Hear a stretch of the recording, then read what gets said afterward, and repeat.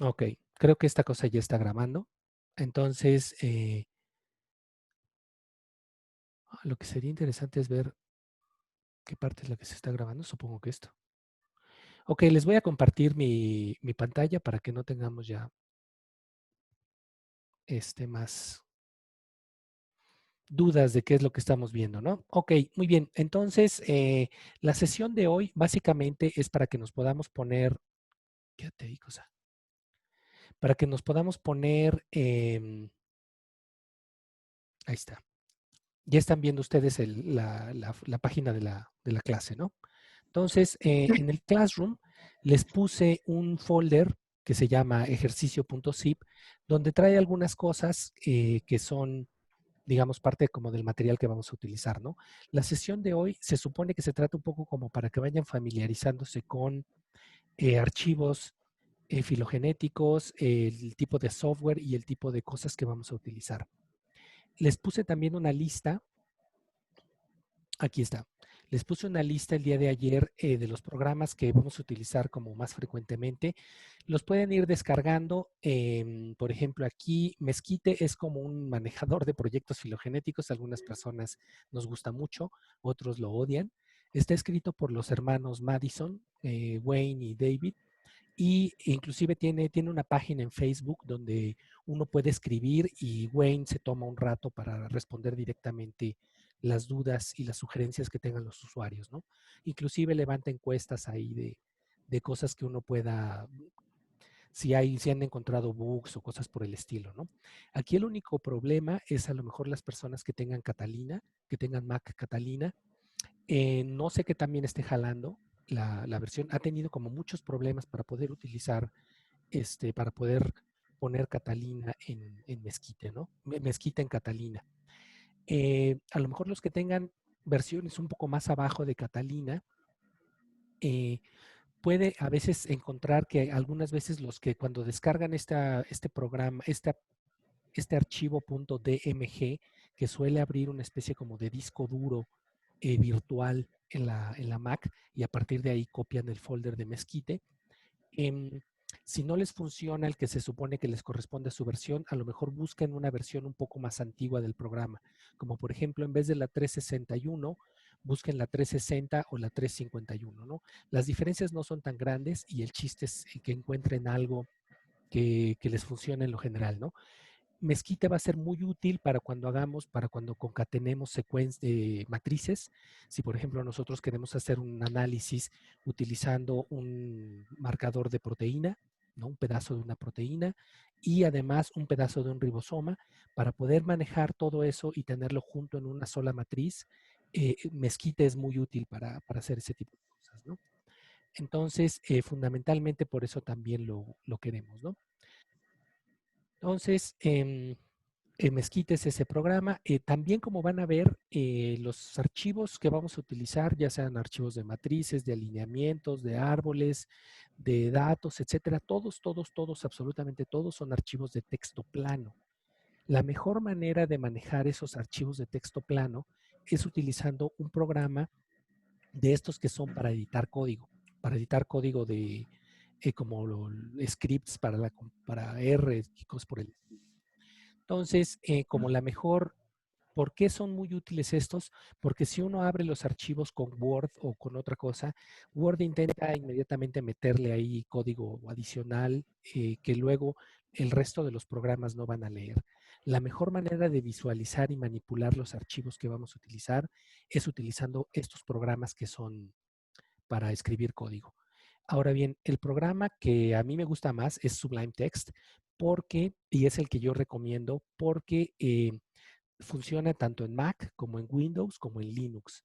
Entonces es el mismo programa con los mismos menús, con las mismas funciones en todos los ambientes. Y para mí es muchísimo más fácil dar la clase de esa manera y no, pues búscale cómo se hace esto en, no sé, Notepad++, que es solamente para Windows, BBEdit, que es solamente para Mac, etcétera, ¿no? Entonces, en ese sentido, yo recomiendo Sublime Text.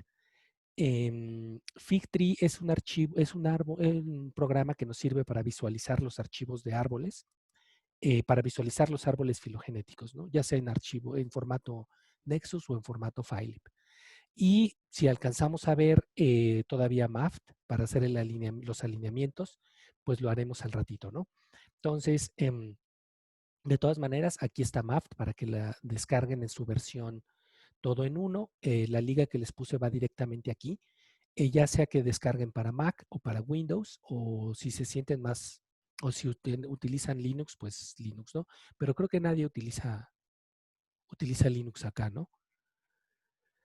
Em, y de todas maneras, si alguien tiene como problemas instalando, por ejemplo, Mesquite o alguna otra cosa, podemos vernos también en sesiones adicionales, ¿no? Ya sea una asesoría como más puntual, ¿no? Ok, entonces, muy bien. Vamos a ir utilizando cada uno de estos programas durante el ejercicio de hoy, ¿no? Entonces, si desempaquetan ejercicio, lo que van a encontrar aquí es, ahí está, ¿no? Ya lo desempaqueté. Lo que tenemos es un artículo, es el artículo que es el caballito de batalla del curso, que es la filogenia de los psilocibes, que son como estos hongos eh, icónicos de la micología nacional. Quien describió la mayor cantidad o quien describió un montón de especies de este género son los hongos mágicos de María Sabina, ¿no? Entonces, quien describió un montón de especies en este género fue el doctor Gastón Guzmán, Dios lo tenga en su santa gloria, y tiene una historia muy chistosa, ¿no? Cuando hablamos también de filogenias y clasificación, porque resulta que psilocibe, como se describió antiguamente, no es un grupo monofilético, ¿no? Pero todas las especies que tienen psilocibina sí son un grupo monofilético aparte de las que no tienen, ¿no? Entonces eso generó algunos encendidos debates. Entonces, una de las cosas también por las que me agrada este ejemplo y que algunas personas a lo mejor lo pueden tomar como proyecto semestral, es que tiene marcadores, es una filogenia que se hizo con marcadores tanto de ribosoma como marcadores de proteína. Entonces uno puede hacer, jugar un poco con concatenar, etcétera, etcétera.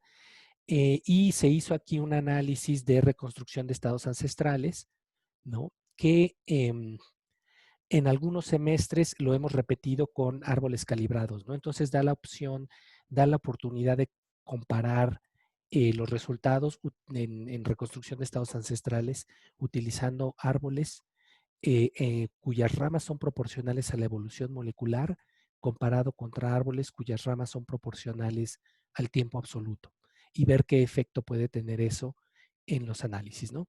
Entonces, ahorita lo que hice fue separar de los números de acceso de estas secuencias, como un poco para que tuviéramos un ejemplo de cómo son los tipos de archivos con los que vamos a jugar, ¿no? Entonces, en el archivo que se llama ITS, vienen los números de acceso de las secuencias que se utilizaron para ese paper. Y como ven, aquí en primer lugar entramos al programa que se llama Sublime Text. Entonces, Sublime Text es este programa que por un lado, aquí en este lado les pone como una especie de visualizador general de todo el archivo. Entonces, aunque el archivo sea larguísimo, larguísimo, larguísimo, a lo mejor en el futuro, cuando hagamos análisis bayesianos y tengamos una cadena de Markov Monte Carlo que corrió por 10 millones de generaciones y nosotros guardamos árboles cada 1000 generaciones, vamos a tener 10,000 árboles, o sea, un archivo de 10,000 líneas. Es muchísimo más fácil navegar a través de ese archivo utilizando esta como resumen visualizador, navegador del archivo versus ir uno por uno, ¿no? Otra de las características que tiene Sublime Text y que tienen muchos de los programas para escribir código es que tienen las líneas numeradas. Entonces, cuando tengamos también scripts en donde hagamos cosas estemos corriendo scripts para, no sé, reconstrucción de estados ancestrales dependientes de estado de carácter o reconstrucción de estados ancestrales, diversificación dependiente de estado de carácter o reconstrucción de estados ancestrales, yo le voy a proporcionar los scripts y va a ser muchísimo más fácil para mí decirles, vayan a la línea 240 y ahí está el pedazo de código que necesitan. Entonces, por eso yo recomiendo encarecidamente que utilicen un programa. Si les gusta Sublime, pues está muy padre porque a mí también me gusta y voy a poder referirles precisamente a qué línea, a qué parte del menú, etcétera, etcétera, pueden ir para desplegar lo que necesiten. Si les gusta explorar alguna otra opción, siéntanse libres de hacerlo y de hecho puede ser una buena y sana actitud, ¿no? Entonces, aquí ya conocimos Sublime Text, vemos algunas características de los programas que son para escribir código y aquí lo que vamos a hacer, y tenemos una lista de 43 números de acceso, ¿no? Entonces, en estos 43 números de acceso, lo que vamos a hacer es que con los comandos convencionales de todo programa, le decimos Control Alt, selecciona todo. Si ustedes se fijan, aquí se puso como grisecito, ¿no? E inclusive aquí marca los puntos los espacios con un puntito, ¿no? Entonces aquí le damos Control C para copiar todo y nos vamos a ir a descargar estas secuencias a GenBank. Entonces le digo aquí, vámonos a NCBI, que es donde está GenBank. Si ustedes se fijan, GenBank es aquí este repositorio de secuencias. Repositorio suena como a medicina para el estreñimiento del siglo XIX, pero bueno. Es este repositorio en donde ustedes entran y es el National algo de Bio, etcétera, del Instituto Nacional de Salud del gobierno gringo, ¿no? Entonces, GenBank es una de las múltiples bases que tiene esta institución que es NCBI. NCBI también tiene una base de datos de literatura, bueno, de literatura es el Quijote, ¿no? O 100 años de soledad, de referencias de artículos, ¿no? Eh, que es pública, que uno puede acceder, o sea, si uno no tiene dinero para entrar o uno no tenía dinero para entrar a bases de datos como Science Citation Index, etcétera, y todavía no existía Google Scholar, que como ven aquí hasta lo tengo en mi barrita, ¿no? Entonces uno podía ir a NCBI y ahí estaban todos los artículos que tenían que ver con ciencias de la salud fundamentalmente. Entonces eso era muy útil para tener eso organizado, ¿no? Entonces, en NCBI hay un montón de bases de datos, una de ellas es GenBank, y entonces en GenBank nosotros simplemente vamos, le tiramos los números de acceso, le decimos buscar, y entonces en CBI está búsquele, búsquele, búsquele y encontró ya los 43 nucleótidos, ¿no? Entonces, como ven, aquí dice, es muy probable que si ustedes están siguiéndome y tiraron la misma línea, aquí en vez de 200 les van a aparecer 20 por página. Eso es porque yo estoy registrado, ya hice una cuenta aquí en NCBI, tiene aquí mi nombre chueco, y en la cuenta que uno puede hacer en NCBI, uno puede tener sus preferencias, su correo, su usuario, el password, etcétera, etcétera. Y uno puede tener aquí mi NCBI y en las preferencias uno puede tener por acá cómo entrar, tienes tu panel específico para ti solito, ¿no? Y por aquí debe de haber alguna preferencia de en cuántos, ¿cómo se llama? Puedes personalizar tu página y aquí dice, por ejemplo, aquí, cuando yo haga una búsqueda en NCBI, quiero que me despliegues en formato summary 200 registros y que me pongas primero los más recientes. Entonces yo puedo tener aquí mis preferencias en NCBI y cada que entro, pues bueno, ya me reconoce. Le digo que quiero estos archivos, quiero estos números de acceso. Entro y aquí están. Entonces, lo primero que voy a hacer es, ¿hay alguien de ustedes que no haya tenido alguna vez contacto con GenBank? ¿O todos ustedes han utilizado GenBank en algún momento? No, yo no, profe. Ok. Yo tampoco. Entonces, bueno, como ven, en GenBank uno puede buscar ya sea por el número de acceso o si uno a lo mejor quiere buscar otro tipo quiere buscar a lo mejor quiero buscar yo las secuencias que hay de algún género que me interese. Entonces le pongo aquí Gliophyllum, que es un género muy coquetón, de hongos degradadores de madera, de esos que tienen un paquete enzimático súper, súper rudo y degradan la madera rapidísimo, ¿no? Entonces, yo puedo encontrar, como ven, aquí hay 24.598 secuencias, a lo mejor son demasiadas, no quiero tantas. Entonces, más me vale que a lo mejor, si yo quiero generar algo, a lo mejor tal vez un muestreo para describir una nueva especie o algo por el estilo, es muy buena idea buscar un artículo anterior, como por ejemplo este artículo de psilociben que yo encontré, y a partir de ahí sacar las secuencias, ¿no? E inclusive hay una página, una base de datos que se llama Treebase, treebase.org. Entonces, Treebase es un repositorio, a su vez, de alineamientos. Entonces, muchas revistas, la mayoría de las revistas medianamente decentes, le piden a la gente que publica en ellas que deposite el alineamiento, como vamos a ver más adelante y como vamos a discutir el viernes. Los alineamientos son muy importantes. eh, Deposita los alineamientos en una base de datos pública. La base de datos que era el caballito de batalla hasta hace poco es Treebase. Entonces aquí uno, por ejemplo, puede decir Search Data. Si te sabes el número del estudio o del paper, del artículo, puedes poner el número de referencia que haya puesto el autor ahí. Si no, a lo mejor en el título vamos a ver lo que hay de psilocibe y aquí está el artículo. Este es el mismo artículo que tienen ustedes descargado en su disco duro, el de Ramírez Cruz Guzmán del 2013, y este es el número de acceso. Entonces, aquí uno puede ir a estos iconitos de acá y donde dice descargar, aquí, en este verde, dice descargar un Nexus File reconstruido. Entonces, uno dice, ¿qué es eso del Nexus File?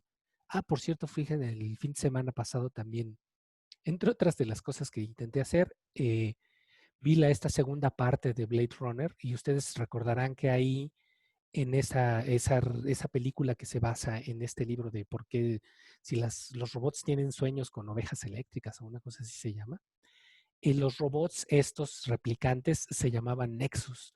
Entonces de ahí precisamente sacaron el nombre de Nexus para los archivos, ¿no? Alguien que era fanático de Blade Runner se le ocurrió poner eso, ¿no?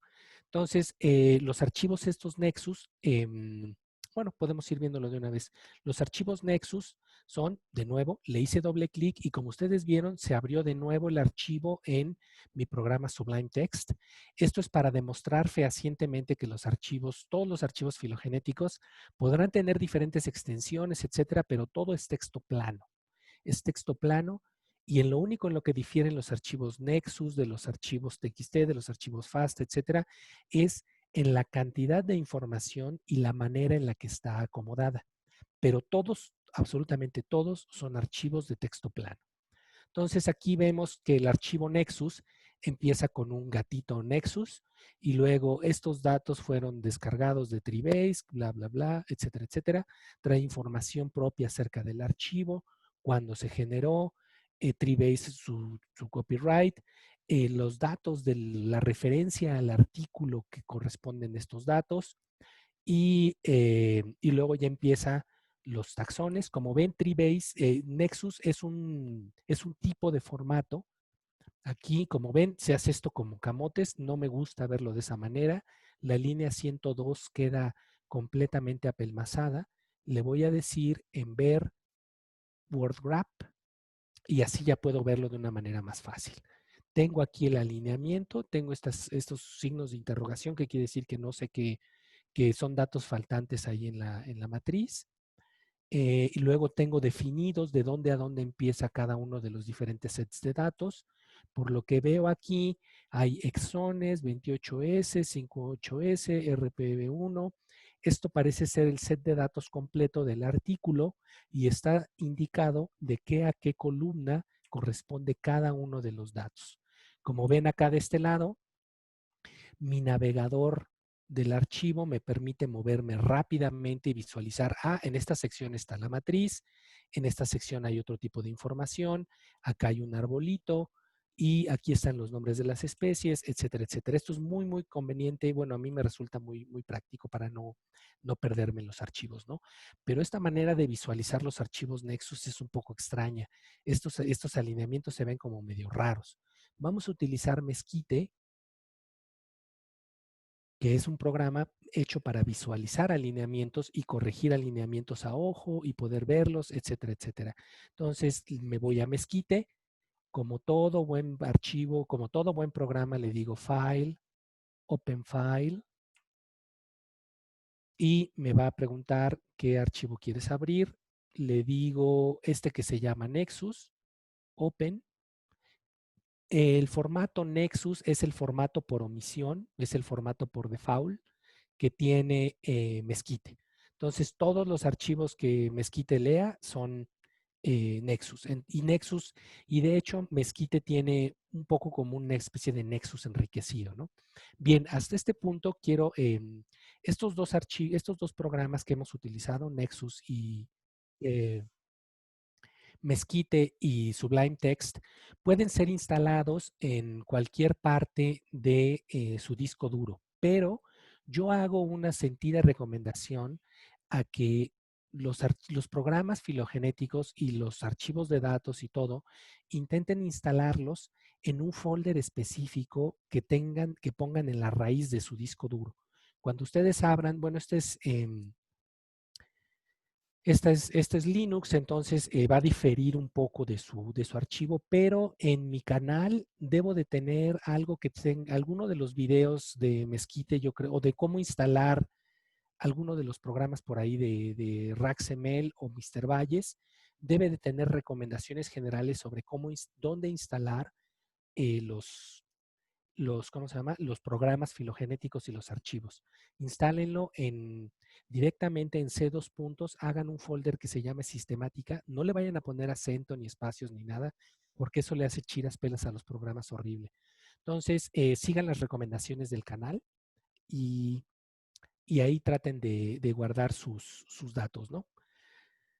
Ok, entonces, como ven, es muchísimo más fácil visualizar de esta manera los alineamientos, ¿no? Yo sé que aquí en todas estas columnas tengo 3 genes, tengo un pedazo tengo ITS, que si ustedes recuerdan este cistrón, cómo se acomoda, ribosomas, pues estos del 28S, 5.8S, etcétera, son pedazos de los ribosomas y los números, el 28, 5.8, etcétera, hacen referencia a la velocidad de sedimentación del pedazo de ribosoma. Entonces, lo que coloquialmente llamamos subunidad grande en eucariontes puede ir del 25, 26 hasta 28S.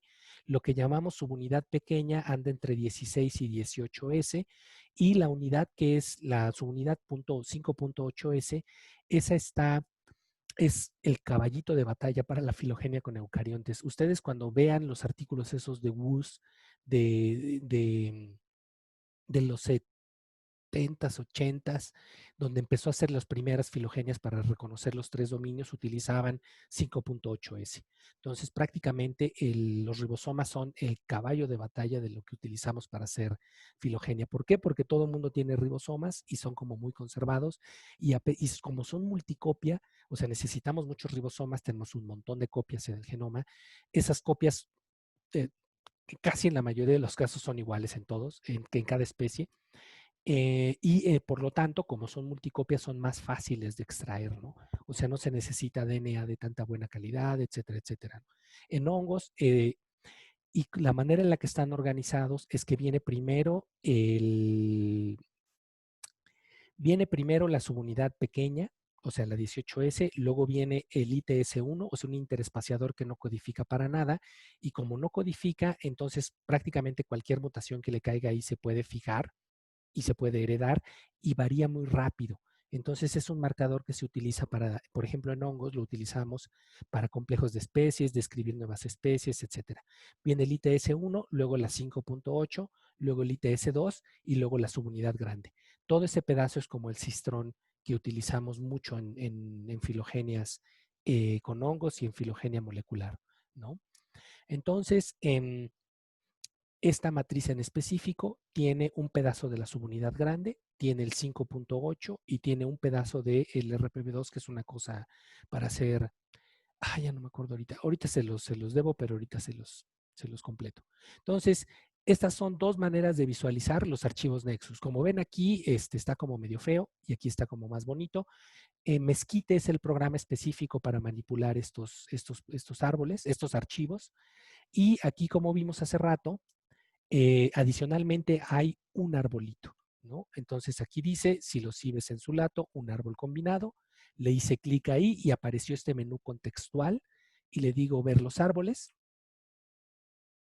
y me lo despliega ahí, ¿no? Entonces este es el árbol que trae ahí. El árbol no se ve tan bonito. Es un poco difícil a lo mejor de leer. Para visualizar árboles, Mesquite no es muy eficiente. Para visualizar matrices, Mesquite es muy, muy bueno. Y ahorita vamos a, si nos da tiempo, descargar una matriz de proteína y ver qué bonito es alinear proteínas o secuencias que codifican. Entonces, pero nuestro otro programa que se llama FigTree, y aquí introducimos y presentamos a FigTree. FigTree es un programa gratuito que se puede descargar de ahí. Es un programa que está más vinculado con toda esta serie con este grupo de trabajo que escribe BEAST, que es el programa especializado para hacer árboles calibrados, árboles de reloj molecular. Entonces, y tiene toda, también corre sobre Java, etcétera, etcétera, y tiene toda esta idiosincrasia, ¿no?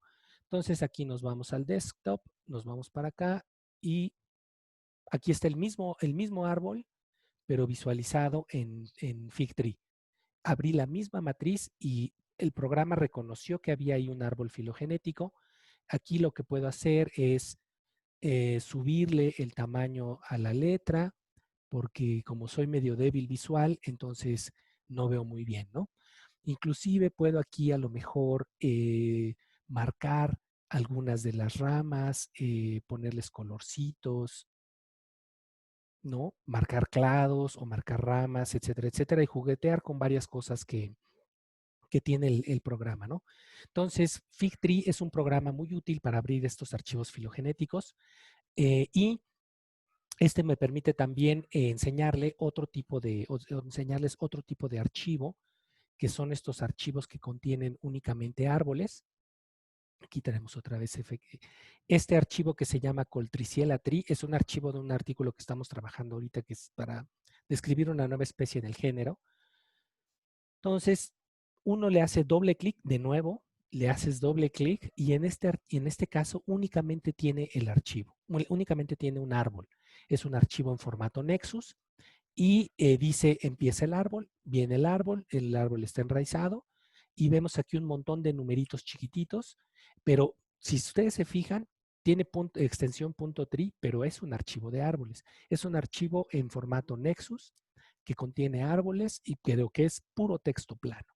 Vamos a abrirlo con FigTree. Esta cosa. Vamos a abrirlo con FigTree. Open. Coltriciella. Y ahí está, ¿no? Entonces aquí tenemos la especie nueva, es una que anda, nomás no le vayan a decir a nadie, no, es cierto. Bueno, ya está más allá que para acá. Este es un género también de hongos que se consideraban como saprobios, pero esto está súper interesante porque este género, de repente alguien encontró que secuencias, estos uncultured fungus, son secuencias que alguien sacó de la raíz de una planta. O sea, secuencias que estaban micorrizando, que estaban estableciendo esta relación simbiótica entre el hongo y la planta. Y resulta que cayeron justo en medio de un género que todo el mundo pensaba que era saprobio.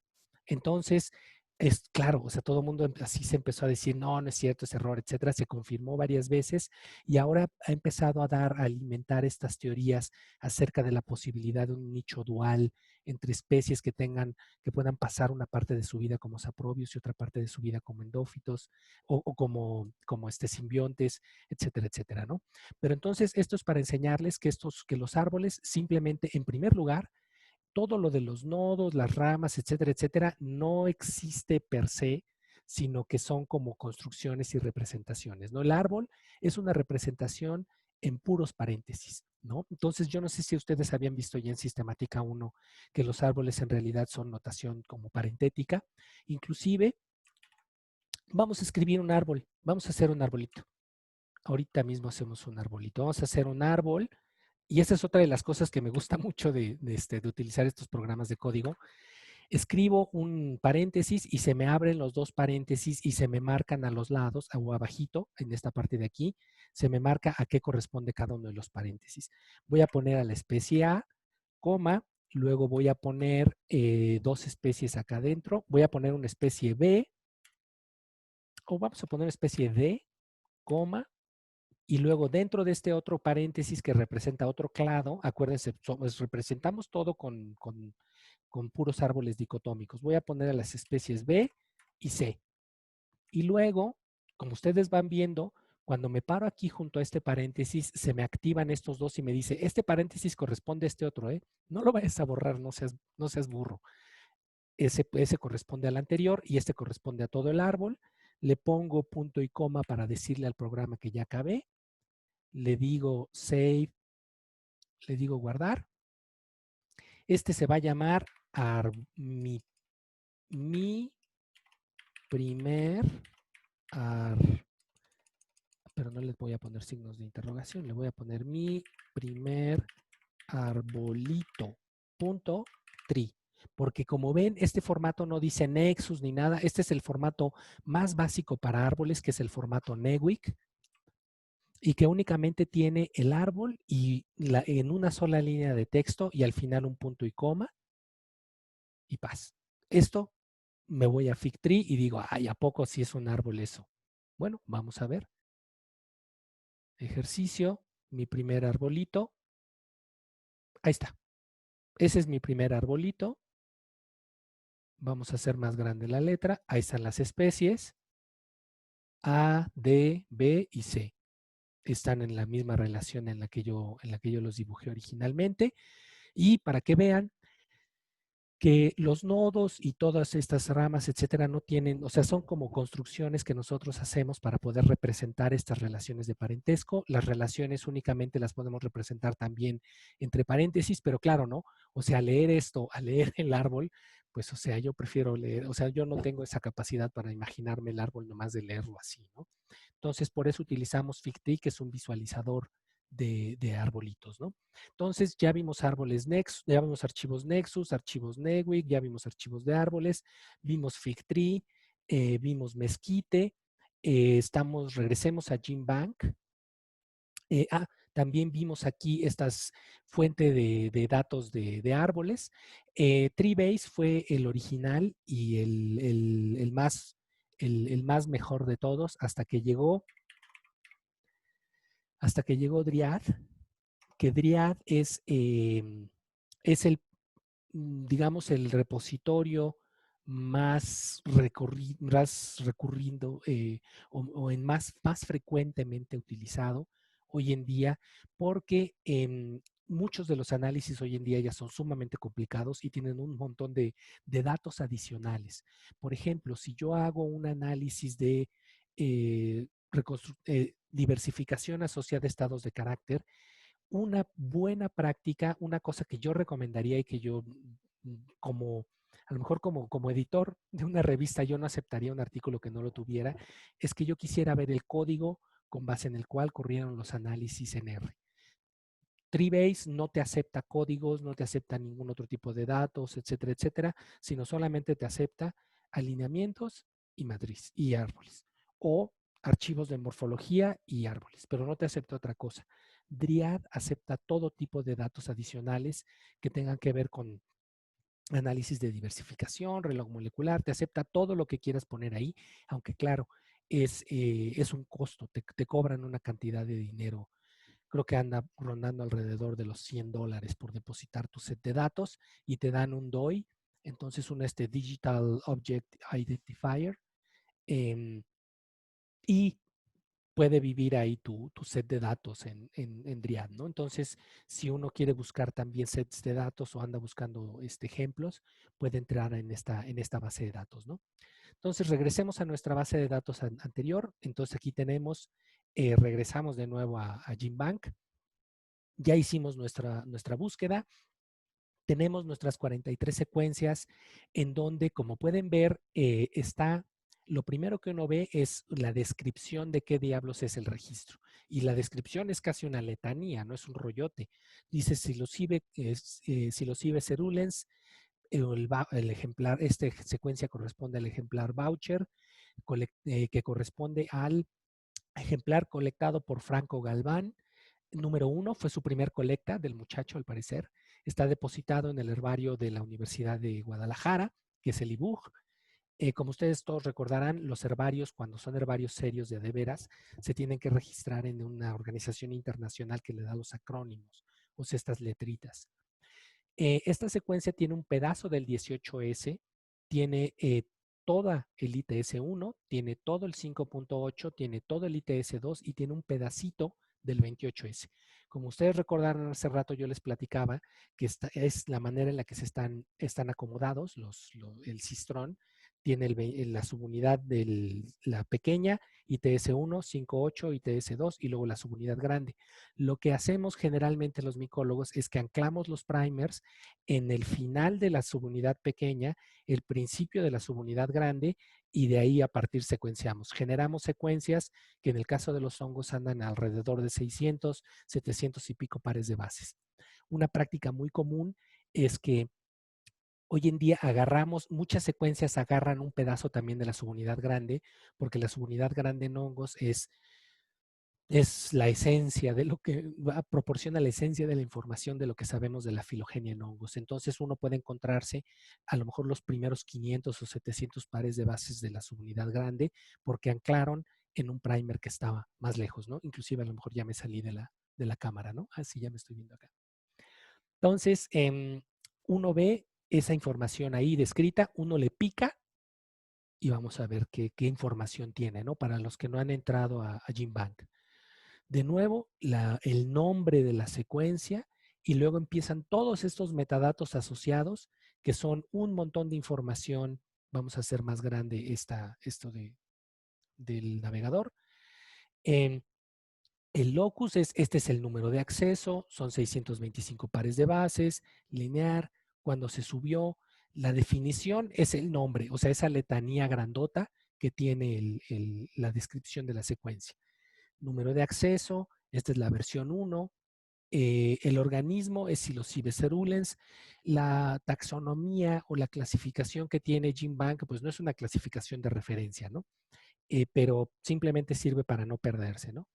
Entonces, los autores de la secuencia, o esto corresponde a un paper cuyos autores son Ramírez Cruz, Virginia me parece que es como se llama, es una muchacha muy simpática que trabaja allá en Guadalajara, con Laura Guzmán, y Rodríguez, Matini, Sánchez García. Sánchez García es una muchacha egresada de la Facultad de Ciencias que hizo su doctorado con Brandon Matini en Tennessee. Después se fue a hacer un postdoc a Massachusetts y ahora creo que está en Suecia o en Suiza. Suecia. También es una muchacha muy simpática. Como mucha de la gente que trabaja con hongos.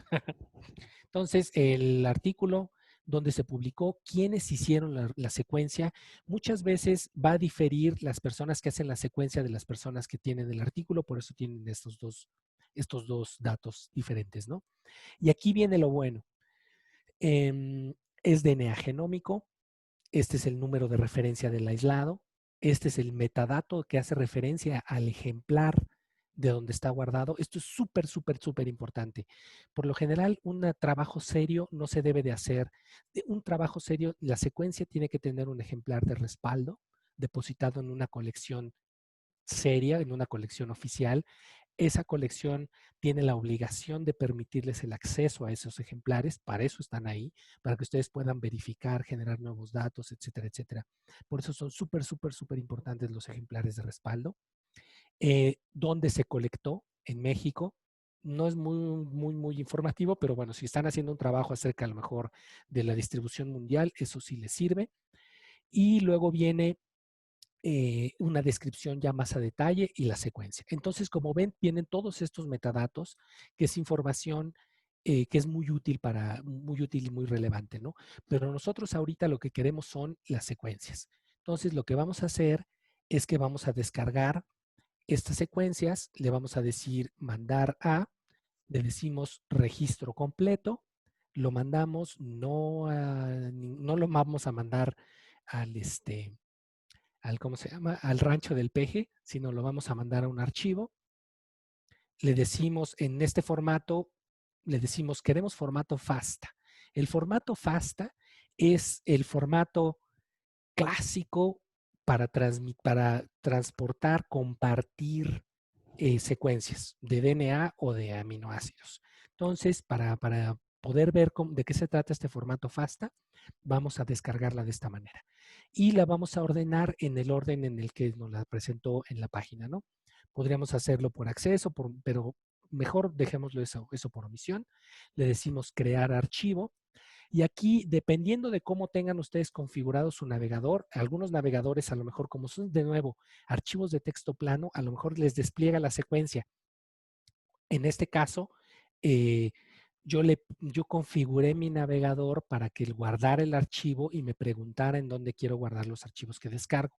Entonces, esto puede variar dependiendo de su navegador. Le digo guardar, secuencias .fasta. Vamos a guardarlo en nuestro folder y ya tenemos un nuevo tipo de archivo. Ahora es un archivo .fasta. ¿Y esto con qué se come? Doble clic y es un archivo de texto plano. Entonces, de nuevo, es un archivo que contiene los 43 números de acceso, los 43 secuencias, y tiene la descripción de la secuencia, o sea, eso que encontramos como el título de la secuencia y la secuencia per se. Como podemos ver de nuevo en nuestro navegador del archivo de ¿cómo se llama? De Sublime Text, de este lado, del lado derecho, bueno, de mi lado derecho de la pantalla, tengo este navegador que me permite ir rápido por todo el archivo. Esto no lo tendría en Word o en otro tipo de programas. Por lo tanto, de nuevo, insisto en que para facilitarse la vida utilicen ya sea Sublime Text o algún otro programa de código, ¿no? Inclusive Atom u otras cosas puede servir perfectamente bien, ¿no? Como ven, esta es una letanía como muy grande. ¿Qué es lo que tiene un archivo clásico de FASTA? Un archivo clásico de FASTA, y como ven aquí están numeradas las líneas, ¿no? Empieza con un símbolo de mayor que. Este símbolo de mayor que le indica a todos los programas que saben leer FASTA, le indica que ahí empieza la secuencia, que ahí empieza un nuevo registro y que lo que sigue a partir de ese registro es la descripción del título de la secuencia, que en este caso es un titulote. Como ven, el título está todo corridito y está en la primera línea del texto. Vamos a decirle que no lo haga camote para que ahí está. Entonces, está en la primera línea del texto. Entonces, cuando se acaba ese título, lo que tenemos es aquí, vamos a hacerlo un poco más chiquito. Lo que tenemos es que cuando se acaba el título y llega un salto de línea, o sea, un enter o un return, entonces lo siguiente que encuentra, que sigue en un archivo, en un registro de FASTA, es la secuencia. Entonces la secuencia puede estar partida o puede no estar partida, y lo que sí saben todos los programas que saben leer FASTA es que cuando se vuelva a encontrar otro símbolo de mayor que, entonces empieza otro registro. Ahí se acabó la secuencia y entonces empieza otra secuencia diferente. Símbolo de mayor que, título de la secuencia y luego la secuencia per se, ¿no? Entonces, eso es la estructura básica de un archivo FASTA. Entonces, vamos a abrirlo con Mesquite. Vamos a cerrar este de acá. Vamos a cerrar no lo guardes. Y le voy a decir a Mesquite, Open File, y ahora quiero abrir estos FASTA. Entonces aquí, como ven, no es un Nexus, no es el archivo, no es el formato nativo de Nexus, de Mesquite. Entonces lo que va a hacer es que, como Mesquite es abusadillo desde chiquillo, desde que tenía 3 líneas de código, lo que hace es que me dice, ok, en esta ventana me despliega el contenido del archivo y en esta otra ventana me dice, quiero que me confirmes qué tipo de archivo me estás dando. O sea, por si yo le puse este es el bueno 1.txt, este es el bueno 2, este es el definitivo, este merito, etcétera, y no sé bien qué diablos tiene, me enseña el contenido del archivo y ya puedo ver, pues sí es un FASTA con DNA. FASTA con DNA. Y lo despliego. Entonces, lo primero que va a hacer Mezquite es decirme, lo voy a guardar en formato Nexus. Entonces, por favor, ponle un nombre y dime dónde lo guardo. Entonces, le voy a poner mi primer Nexus. Ahí, le voy a poner acá en desktop, acá, y le voy a poner mi primer Nexus. Ahí está. Ejercicio, guardar. Y me lo despliega. Aquí lo que tenemos son, como vieron en el video, tenemos las observaciones crudas, así como vienen del secuenciador, ¿no? Pero lo que sí también vemos de este lado es que, ay, ¿qué es esto? K100 psilocibe, tiene un nombrezote súper largo. Entonces, esto es porque yo abrí directamente las secuencias, así como las bajé de GenBank. Si ustedes hacen eso, en primer lugar van a tener que el nombre de la secuencia o el nombre asociado, el título de la secuencia, en vez de ser nada más la especie, va a ser toda esta cantidad de texto que son un montón de caracteres y que ocupa un montón de RAM. Si ustedes empiezan a hacer análisis con eso, es muy probable que el programa, los programas con los que hagan cualquier otro tipo de análisis vayan muy lento, etcétera, porque tienen esta cadena de caracteres muy grande. Y además es una cochinada, esto no se puede leer. Entonces, lo que hay que hacer es dejar los coquetones, ¿no?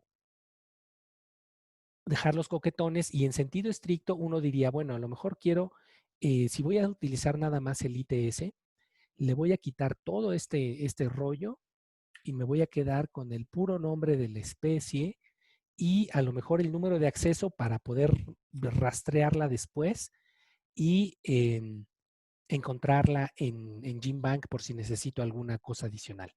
Entonces, a lo mejor yo quisiera tener todas las especies así. Si tengo 5 o 10 o inclusive estas 40, pues puede ser como terapia ocupacional, ¿no? Pero junto con en su archivo, en su folder, les puse un pequeño script que se llama nombres script y es un script de Perl que me encontré yo por ahí y lo he ido yo como modificando, ¿no? Perl, al igual que Python, al igual que R, al igual que Ruby, al igual que muchos otros lenguajes que se encuentren por ahí, es un lenguaje interpretado. Es un lenguaje de programación interpretado. Eso quiere decir que a diferencia de, por ejemplo, C++, que uno tiene que compilar y puede correrlo directamente sobre el sistema operativo de la computadora, aquí necesitas cargar un intérprete. O sea, necesitas arrancar R o arrancar Perl o arrancar Python, etcétera, para que Python interprete el script, ¿no? De hecho, inclusive vamos a ver, le hacemos doble clic y aquí está. No, vamos a abrirlo directamente mejor, ¿saben qué? Con Sublime. Ahí está. Entonces aquí, si ustedes lo abren también con Sublime, inclusive, de nuevo, esto es puro texto plano, a pesar de que esto es un script, o sea, una serie de instrucciones que solamente entiende Perl. Entonces, en esta serie de instrucciones, nosotros necesitamos para correrlo abrir una terminal. Esto lo pueden hacer tanto, bueno, si tienen Windows, tienen que instalar primero Perl. Y si tienen Mac, Perl ya viene instalado por default, me parece, en sus compus. Y si tienen Linux, pues con más ganas, ¿no? Entonces, aquí yo le digo que quiero abrir una ventana de esto y entonces le voy a decir, primero tengo que llamar al programa. A ver, vamos a ponerle si secuencia FASTA se llama.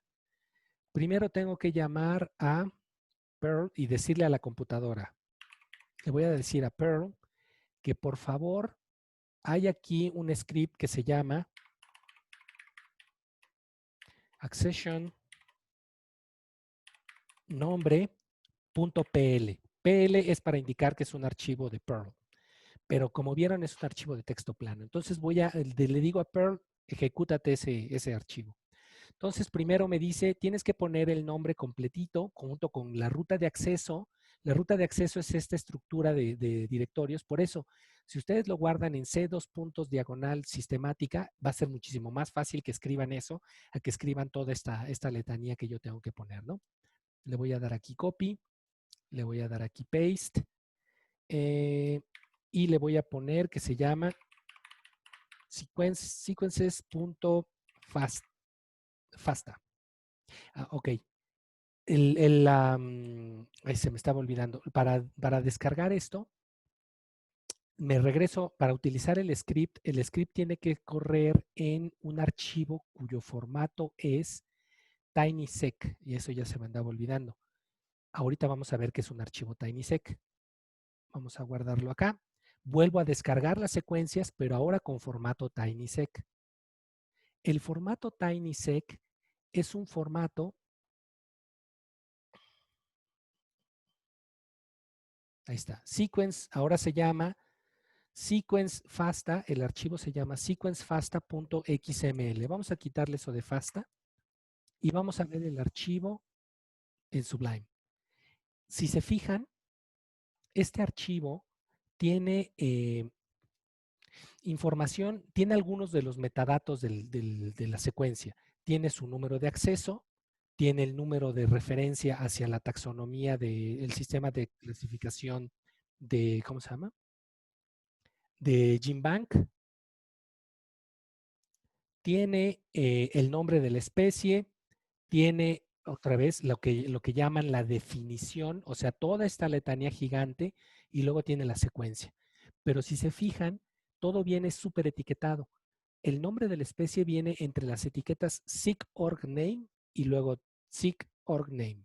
Entonces, lo que está entre medio de esas etiquetas es el nombre de la especie. Esto es muy, muy fácil para que cuando uno utiliza uno de estos programas, si quieren ustedes después abran el script y van a ver que yo le digo a Perl, búscate las etiquetas y ponme lo que esté en medio de las etiquetas. Y ya, simple, eso es lo que hace Perl. Entonces, Andrea, ok. Entonces vamos a regresar acá. Entonces yo le digo, se llama sequence.xml, ok. Oh, creo que no tenía. ¿Dónde está mi folder? Aquí. Secuencia. Ok.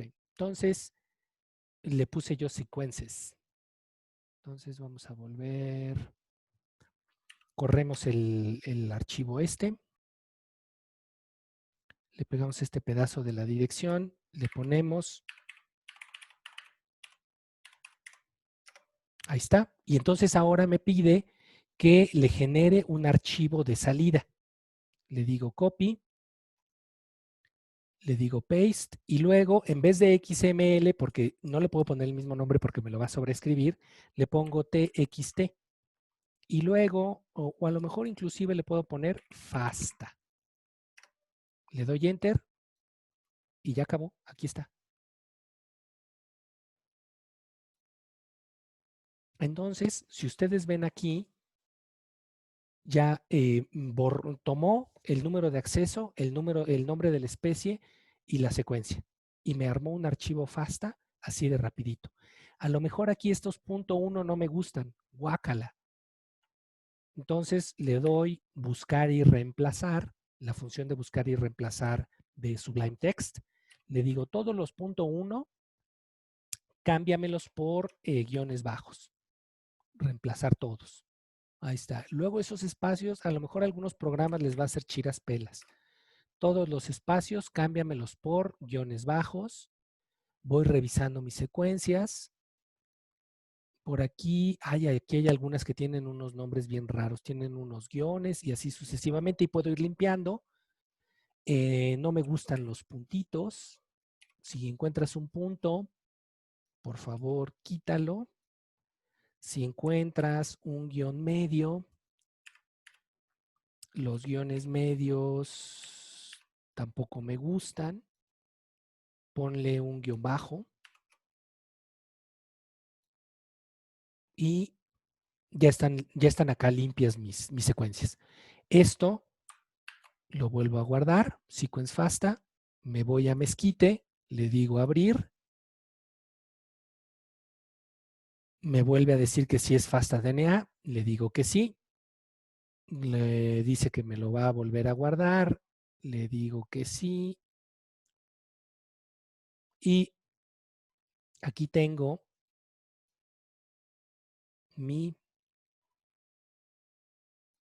archivo con donde cada una de las secuencias viene referida con el nombre de la especie y el número de acceso. Entonces, esto ya está muchísimo más presentable, ya con esto puedo hacer unos análisis preliminares, ¿no? Entonces, ¿cómo van hasta aquí? Todo bien, doctor, gracias. Yo tengo una duda. Échale. Bueno, yo soy el que está ocupando Mac y en Sublime Text dijo que era con Control Alt para seleccionar todo. Control A. Ah, Control, ok. Sí, o sea, mira, por ejemplo, aquí donde Sí, dice Edit, ok, sí.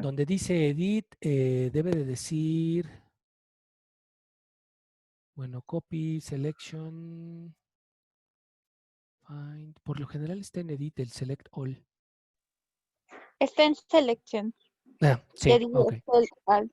Sí, ¿verdad? Ah, Ok. Sí, Entonces, abajo de la sí, línea. Select All, ahí dice Control más A, ¿no? Entonces, sí, o sea, digo, inclusive Control A es lo mismo en Word, en Excel, ujú. en todos, ¿no? Entonces, y junto con, es algo así como cuando salió lo de la tesis de Peña Nieto, ¿no? Que decían que el teclado que había utilizado nada más tenía Control B y Control C, ¿no? Entonces, puro copy-paste. Entonces, ¿qué será su teclado con el que hizo la tesis? Entonces son comandos que uno sí se tiene que saber como de cajón, ¿no? Si quiere ser presidente. Entonces, ok, aquí ya llevamos 1 hora. Entonces, le voy a parar a la grabación y a lo mejor también le voy a parar aquí.